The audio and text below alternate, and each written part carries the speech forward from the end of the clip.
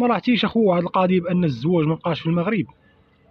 قضيه فاش كنا صغار مثلا الهديات يوميا العراسيات يوميا، حنا تابعين الهديه ونخوروا في العيالات، وكانت زايه الصراحه، ترى كان فينا شي تبرهيش والسلام، ونشفروا في الحلوى. فهمت؟ شي ما بقاش اصاحبي، ما عرفناش الخلل فين كاين. اتباع صوفيا الطالوني كثروا، ما بقاش شي حاجه كتفرح في هاد البلاد.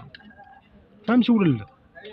انا واش واحد يقول لي راه البطاطا غلات، سير اصاحبي تقود تو ديك البطاطا صاحبي، البطاطا راه كياكلوها الحزق. فهمت؟ وبنادم اخو ولا خايف من الزواج، وتا واحد ما بقى باغي يتزوج، لا دريات لا دراري، بحال لاعبين اللي تزوج راه مصاري كول.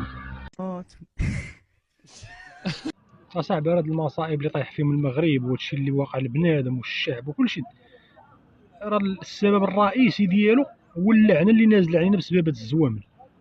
فهمتي؟ يعني اي واحد شاد كاين في هاد البلاد غادي نشدو وغادي نخرجو ولو خطوه في الحدود ديال المغرب. دابا الحدوديه دي خطوه، نزيدو خطوه ونخليو تما يدير اللي بغا، المهم ميبقاش محسوب على التراب ديالنا. فهمت ولا لا؟ اللعنه كتنزل علينا منه ما صح. واش فهمتي الفيلم ولا لا؟ دابا راه هما السبب ديالنا صاحبي هادشي اللي واقع علينا حنا.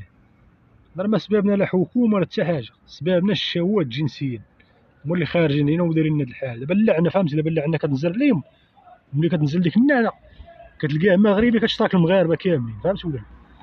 صافي هذا خاصو يتسترك خارج البلاد، واخا ما نضربو من ادي شي تيطلع عند الله منه، المهم يخرج خارج البلاد ويدير اللي بغا يسال. هذيك الساعه اللي عطاه زكول عليه فكو.